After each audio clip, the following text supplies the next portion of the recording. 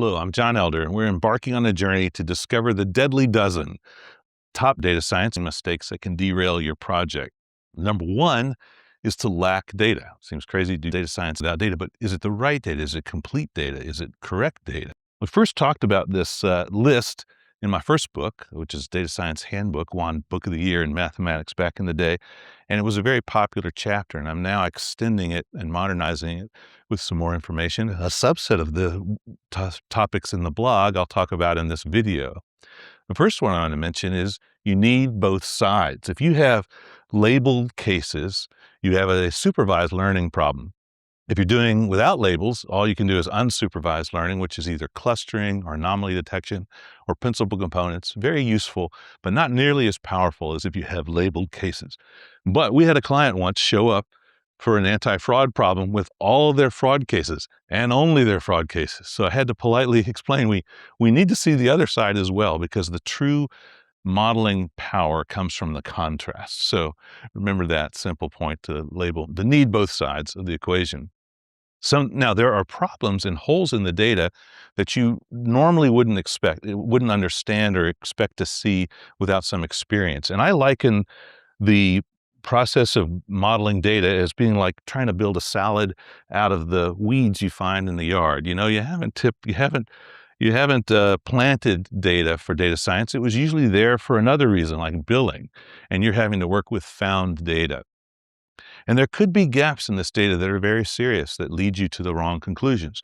Let me give an example of a survey that was done by a company that trained people to be data scientists, and they were trying to sort of advertise their work by showing the results of what kind of salary you could expect given the certain levels of experience, certain tools you knew, which areas you lived in, and did you negotiate or not. And an interesting fact that came out of that data that seemed reliable was that of those folks in those jobs who had negotiated at their salary, they received an average of a 3% increase. So negotiate, it seemed like something you should always do. It seemed like a riskless proposition. But really, anybody who has dealt with data or dealt with hiring knows there is a possible downside to negotiating, and that was not reflected in the data. So this Y2 is somebody who negotiated and maybe overextended their risk, and the offer was rescinded. But that would not appear in the data, would it? Because the data was of those folks who had a job as a data scientist or a data engineer. So you need to bring your human expertise to bear from the knowledge of the context to figure out what data might not have gotten there. Think of your data as having to go through a gauntlet to get to the database. What could have knocked it out along the way, and how can you account for that? So that's an extraordinarily important and non-technical aspect to data science. And another one to keep in mind is in the real world, you're going to a lot of times have mislabeled cases. Anytime human judgment is involved, there will be errors. For instance, the Professional Society of Radiologists estimates that on average, radiologists will miss 30% of the important findings in a given image. And this is despite the fact that technology has increased and so forth, and that they're experts at this. It's just a very hard problem. And so even if they look at the same chart, the same person unknowingly later in the same day, 20% of the time, a given radiologist will label it differently, those two viewings. So there's definitely mislabeled cases out there, and they're probably more common than you expect.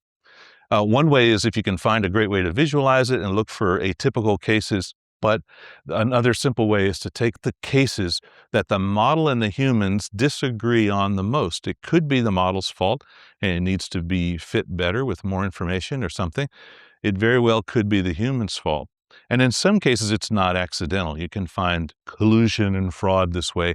And in one example with the Social Security Administration disability insurance, we found an adjudicator who always did the opposite of whatever their supervisor recommended. So there was something going on there. Despite the merits of the case, that was what determined their output. So obviously not the model's fault to get that one wrong. Another example, I'll close on this one. It's actually very encouraging.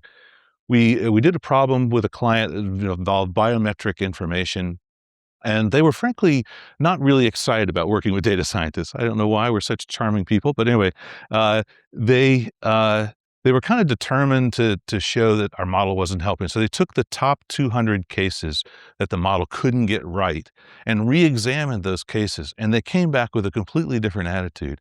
It turned out that now, after re-examination, they agreed with the model 75% of the time. They changed their mind, and now they were very eager to continue getting our help, and became advocates for analytics in their field.